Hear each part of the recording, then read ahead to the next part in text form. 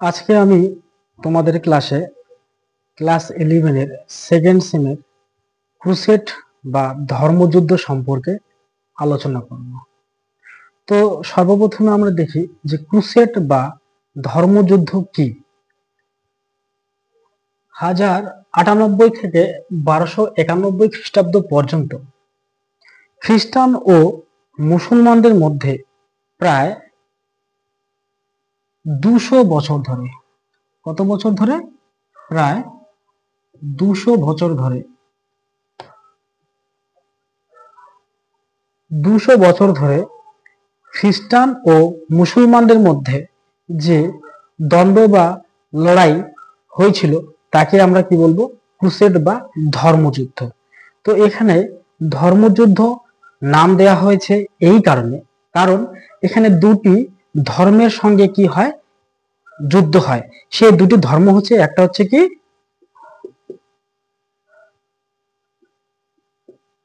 খ্রিস্টান ও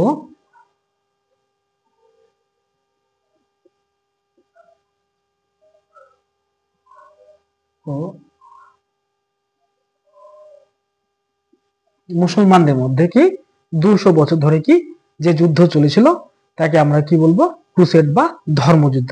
আর এই খ্রিস্টান ও মুসলমান এই দুই ধর্মের সম্প্রদায়ের মানুষদের মধ্যে যে যুদ্ধটা হয়, এই কারণে আমরা এটাকে কি বলবো? ধর্মযুদ্ধ বলবো। তো এই ধর্মযুদ্ধ হওয়ার পিছনে কারণ তো আছে নাকি? সেই কারণটি হচ্ছে মধ্যপ্রাচ্যের দেশ প্যালেস্টাইন। কোন দেশ? প্যালেস্টাইন।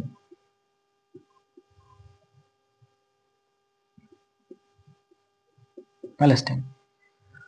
তাহলে মধ্যপ্রাচ্য দেশে প্যালেস্টাইনের অন্তর্গত জেরুজালেম শহরকে কেন্দ্র করে, অর্থাৎ কোন শহরকে? জেরুজালেম।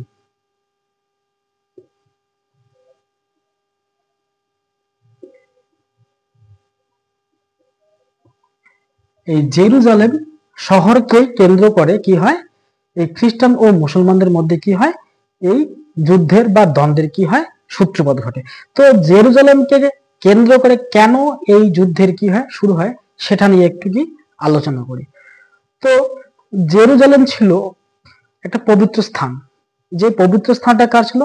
খ্রিস্টানদেরও কি ছিল? পবিত্র স্থান ছিল। কাদের? খ্রিস্টানদের কাছে।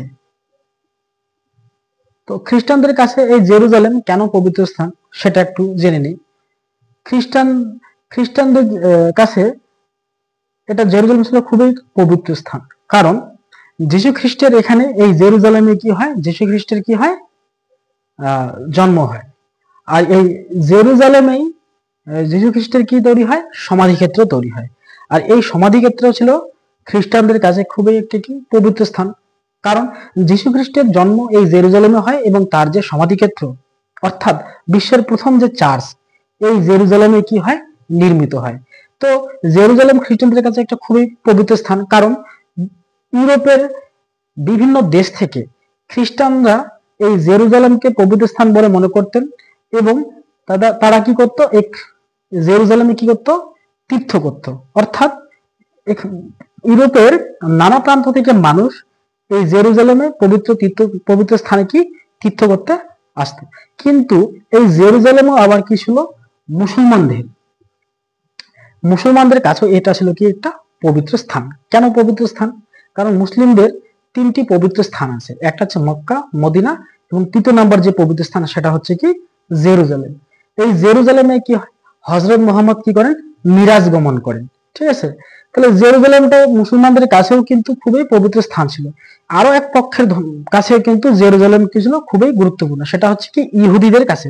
কিন্তু ইহুদিদের নিয়ে সম্পর্কে আমরা আলোচনা করব না, কারণ যেহেতু এটা আমরা ক্রুসেড বা ধর্মযুদ্ধ সম্পর্কে আলোচনা করছি, যেখানে খ্রিস্টান ও মুসলমানদের মধ্যে এই যুদ্ধটা হয়, এই জন্য আমরা খ্রিস্টানদের ও মুসলমানদের বিষয়টাকে আমরা কি এই ক্লাসে তুলে ধরবো। তো কেন এবার এই যুদ্ধটা কি হলো, সূত্রপাত ঘটলো, সেটা নিয়ে একটু আলোচনা করি। তো জেরুজালেম 7ম শতকে, কোন শতকে? 7ম শতকে।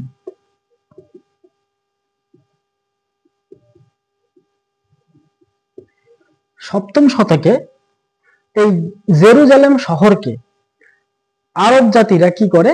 জেরুজালেম শহরকে দখল করে নেয়। কারা দখল করে নেয়?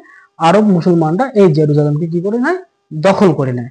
দেখো, এই জেরুজালেমকে আরব জাতিরা দখল করলেও যে প্যালেস্টাইনের যে অন্তর্গত যে খ্রিস্টানরা ছিল এবং ইউরোপের বিভিন্ন প্রান্ত থেকে যে খ্রিস্টানরা জেরুজালেমে কি করতে আসতো? তীর্থ করতে আসতো, সেখানে কিন্তু কোনো বাধা ছিল না। অর্থাৎ খ্রিস্টানরা সেখানে স্বাধীনভাবে তারা নিজেদের মতো করেই সেখানে কি করত? তাদের ধর্ম প্রচার করত এবং কি তীর্থ করতে আসতো এবং তাদের কোনো সমস্যা সৃষ্টি হয়নি। কিন্তু 1074 খ্রিস্টাব্দে, কত খ্রিস্টাব্দে? 1074 খ্রিস্টাব্দে, সরি 74 না, 1070 খ্রিস্টাব্দে কি করে? সেলজুক তুর্কিরা আরব জাতিদের সঙ্গে কি হয়? লড়াই হয় এবং আরব জাতির সঙ্গে লড়াই হওয়ার ফলে কি আরবরা কি কাদের সঙ্গে পরাস্ত হয়? সেলজুক তুর্কিদের কাছে কি হয়? পরাস্ত হয়।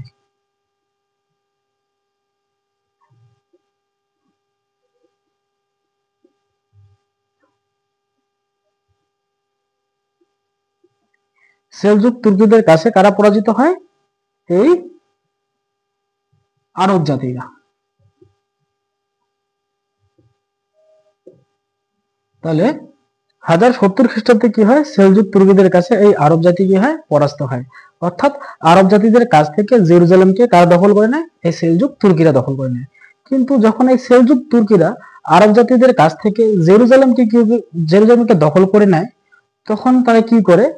এই যে প্যালেস্টাইনের যে অন্তর্গত বিভিন্ন খ্রিস্টান ধর্মাবলম্বী যে মানুষরা বসবাস করত এবং ইউরোপের বিভিন্ন প্রান্ত থেকে যে এই খ্রিস্টান মানুষরা এই জেরুজালেম পবিত্র স্থানে তীর্থ করতে আসতো, তাদের উপর এই সেলজুক তুর্কিরা কি করত?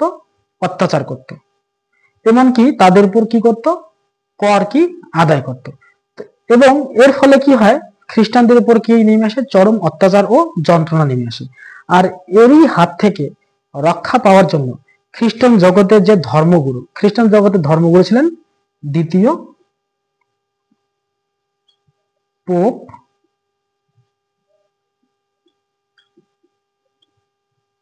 আরবান। তো খ্রিস্টান জগতের ধর্মগুরু দ্বিতীয় পোপ আরবান তিনি ঘোষণা করেন, কি ঘোষণা করেন? যে জেরুজালেম মুসলমানদের কাছ থেকে কি করবে? এই জেরুজালেমকে কি করবে? উদ্ধার করবে এবং ইউরোপের সমস্ত খ্রিস্টানদের কাছে তিনি আহ্বান জানান যে এই জেরুজালেমকে উদ্ধার করতে তিনি মুসলমানদের বিরুদ্ধে কি যুদ্ধ ঘোষণার কথা বলেন। আর এখান থেকে কি হয়? এই জেরুজালেমকে কেন্দ্র করে এই খ্রিস্টান ও মুসলমানদের মধ্যে কি হয়? যুদ্ধ শুরু হয়। পোপ দ্বিতীয় আরবান তিনি একথাও বলেন যে যারা এই ধর্মযুদ্ধে যোগদান করবে তাদের যে ধার্মিক কারণে যে তাদের উপর যে কর নেওয়া হতো, অর্থাৎ খ্রিস্টান ধর্মে কিন্তু খ্রিস্টান ধর্মে করতে গেলেও কিন্তু কর দিতে লাগতো, সেই কর থেকে কি হবে? মুক্ত হবে। এবং তিনি এও ঘোষণা করেন যদি এই যুদ্ধে অংশগ্রহণ করে যদি কোনো খ্রিস্টান ধর্মাবলম্বী মানুষের কি হয়? মৃত্যু হয়, তিনি কি হবেন? সরাসরি কি স্বর্গে তিনি পৌঁছাবেন। অর্থাৎ এখানে তিনি এই কথা কি ঘোষণা করে খ্রিস্টানদের বিরুদ্ধে, সরি মুসলমানদের বিরুদ্ধে কি খ্রিস্টানদের কি করেন? উত্তেজিত করেন এবং কি হয়? শেষ পর্যন্ত কি হয়? এই ধর্মযুদ্ধের কি সূচনা হয়। তো এই ধর্মযুদ্ধের অনেক কারণ আছে, ধর্মীয় কারণ, সামাজিক কারণ, রাজনৈতিক কারণ, অর্থনৈতিক কারণ। তো আমরা আজকে শুধু ক্রুসেডের এই ধর্মীয় কারণ সম্পর্কে একটু আলোচনা করব। তো প্রথম পয়েন্টে আমরা দেখব সেটা হচ্ছে যে রোমান চার্চের গৌরবের পুনঃপ্রতিষ্ঠা। রোমান চার্চের গৌরবের পুনঃপ্রতিষ্ঠা, এই পয়েন্টটাতে কি বোঝানো হয়েছে সেটা আমাদের কিন্তু বুঝতে লাগবে। তো কি হয়? 1054 খ্রিস্টাব্দে, কত? 1054 খ্রিস্টাব্দে গ্রিক ক্যাথলিক চার্চ অর্থাৎ পূর্বাঞ্চলীয় চার্চ ও পশ্চিম রোমান চার্চের মধ্যে কি হয়? মতবিরোধ হয় এবং এই মতবিরোধের ফলে কি ঘটে? এই যে রোমান চার্চের যে একটা গৌরব সেটা কি হয়? হারিয়ে ফেলে। আর এই রোমান চার্চের গৌরবকে পুনঃপ্রতিষ্ঠা করার জন্যই পোপ দ্বিতীয় আরবান কি করেন, এই মুসলমানদের বিরুদ্ধে কি এই ধর্মযুদ্ধের ঘোষণা করেন। তিনি মনে করতেন এই যুদ্ধে যদি খ্রিস্টানরা কি হয়, জয়ী হয়, তাহলে পুনরায় আবার কি হবে, রোমান চার্চের যে হারানো গৌরব সেটা কি হবে, পুনঃপ্রতিষ্ঠিত হবে। তার মানে এই পয়েন্টটাতে যে কথাগুলো আমরা লিখবো সেটা হচ্ছে কি, যে গ্রিক ক্যাথলিক চার্চ ও পশ্চিম যে রোমান চার্চের মধ্যে কি হয়, মতবিরোধ হয়, এবং এই মতবিরোধে কি হয়, রোমান সাম্রাজ্যের বা রোমান চার্চের যে গৌরব ছিল সেটা কি হয়, হারিয়ে ফেলে। এবং পোপ দ্বিতীয় আরবান তিনি এটাকে বিকল্প হিসেবে মনে করেন, কোনটাকে, এই ধর্মযুদ্ধ। এই ধর্মযুদ্ধে যদি কি হয়, মুসলমানদের কাছ থেকে জেরুজালেমকে দখল করে নেয়, তাহলে কি হবে, পুনরায় আবার কি রোমান চার্চের যে একটা হারানো গৌরব সেটা কি হবে, পুনঃপ্রতিষ্ঠিত হবে। তো দ্বিতীয় পয়েন্টে আমরা যাবো, সেটা হচ্ছে কি, জেরুজালেম পুনরুদ্ধারের উদ্যোগ। তো জেরুজালেম কেন পুনরায় তারা কি উদ্ধার করবে, সেটা তো আমরা একটু আগেই আলোচনা করলাম। কেন, খ্রিস্টানদের কাছে জেরুজালেম একটা ছিল খুবই গুরুত্বপূর্ণ স্থান। কেন গুরুত্বপূর্ণ স্থান, কারণ জেরুজালেমে কি হয়, যীশু খ্রিস্টের কি হয়, জন্মগ্রহণ হয় এবং সেখানে তার কি সমাধিক্ষেত্র হয়। তাহলে এই জেরুজালেম যেহেতু একটা পবিত্র তীর্থস্থান খ্রিস্টানদের কাছে, তাই তাদের যে কোনো প্রকারে হোক কি হবে, এই জেরুজালেমকে কি করতে লাগবে, উদ্ধার করতে হবে। আর এই জেরুজালেমকে উদ্ধার করার জন্যই এই পোপ দ্বিতীয় আরবান কি করেন, তিনি মুসলমানদের বিরুদ্ধে কি খ্রিস্টানদের কি যুদ্ধ করার কথা ঘোষণা করেন। তাহলে এটা একটা কারণ গেল, কোনটা গেল, জেরুজালেম কি পুনরুদ্ধারের উদ্যোগ। পরের পয়েন্টটা হচ্ছে কি, পোপের আধিপত্য বিস্তারের সুপ্ত ইচ্ছা। তো পোপ বলতে কাকে বলবো, যে পোপ দ্বিতীয় আরবান। তো পোপ দ্বিতীয় আরবান কি হয়, ওই গ্রিক ক্যাথলিক যে খ্রিস্টান ছিল এবং রোমান ক্যাথলিক যে খ্রিস্টান, তাদের মধ্যে কি হয়, বিরোধ হয়। এবং এই বিরোধের কারণে কি হয়, ওই রোমান যে পোপ ছিলেন বা দ্বিতীয় পোপ যে আরবান ছিলেন, তার কি মর্যাদা অনেকটা কি হয়, মানে হ্রাস পায়, কিংবা তার মর্যাদা অনেকটা কি হারিয়ে ফেলে। এবার তার যে পুরনো মর্যাদাকে ফিরিয়ে আনার জন্যই তিনি কি করেন, এই মুসলমানদের বিরুদ্ধে তিনি এই খ্রিস্টানদের কি করেন, যুদ্ধে কি করেন, উত্তেজিত করে দিলেন। এবং তিনি মনে করতেন যুদ্ধে যদি জয় হয়, তাহলে কি হবে, এই পোপ দ্বিতীয় আরবানের কি হবে, পুনরায় আবার কি হবে, তার আধিপত্য কি হবে, বিস্তার লাভ করবে, অর্থাৎ তার হারানো ক্ষমতা সে কি ফিরে পাবে। পরের পয়েন্ট হচ্ছে কি, তীর্থযাত্রায় কি বাধা সৃষ্টি করা। তো তীর্থযাত্রায় বাধা সৃষ্টি, কেন তীর্থযাত্রায় বাধা সৃষ্টি হবে, কারণ আরব জাতিদের কাছ থেকে সেলজুক তুর্কিরা কি করে নেয়, জেরুজালেমকে দখল করে নেয়। এই জেরুজালেমকে যখন দখল করে নেয়, তখন কি হয়, এই ইউরোপের বিভিন্ন প্রান্ত থেকে যে খ্রিস্টানরা জেরুজালেমে কি করতে আসতেন, তীর্থ করতে আসতেন। কিন্তু যখন সেলজুক তুর্কিরা এই আরব জাতিদের কাছ থেকে জেরুজালেম দখল করে নেন, তখন কি হয়, বিভিন্ন প্রান্ত থেকে আসা খ্রিস্টানদের তীর্থযাত্রায় কি হয়, বাধা সৃষ্টি হয়, যেটা ছিল তাদের কি ধর্মে কি চরম একটা আঘাত। এবং সেটাকেই কেন্দ্র করে তারা কি করে, যে কোনো প্রকারে হোক মুসলমানদের কাছ থেকে এই জেরুজালেমকে উদ্ধার করতে হবে।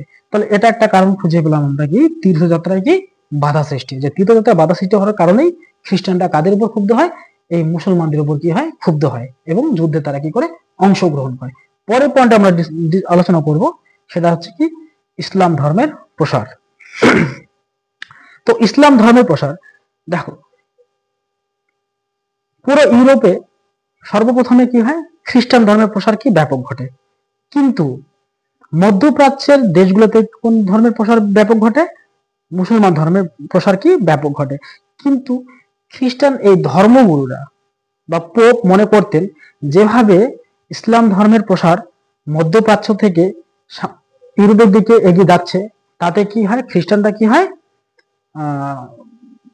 খ্রিস্টানদের মনের মধ্যে একটা কি হয়, ভিত তৈরি হয়, মানে এই মুসলমানরা হয়তো ইউরোপে কি তাদের কি ধর্ম প্রসার কি ঘটাবে, যার ফলস্বরূপ এই ইসলাম ধর্মের প্রসার রোধ করার জন্য পোপ এবং খ্রিস্টানরা কি করে, এই যুদ্ধে কি করে, অংশগ্রহণ করে ইসলাম ধর্মের প্রসারকে বন্ধ করতে। তাহলে এটা একটা কারণ পেলাম আমরা, যে ইসলাম ধর্মের প্রসার রোধ করতেই খ্রিস্টানদেরকে এই যুদ্ধে কি পোপ অংশগ্রহণ করতে বলে। তো এই ক্লাসে আমরা ধার্মিক কারণ সম্পর্কে আমরা আলোচনা করলাম, পরের ক্লাসে আমরা সামাজিক কারণ সম্পর্কে আলোচনা করবো।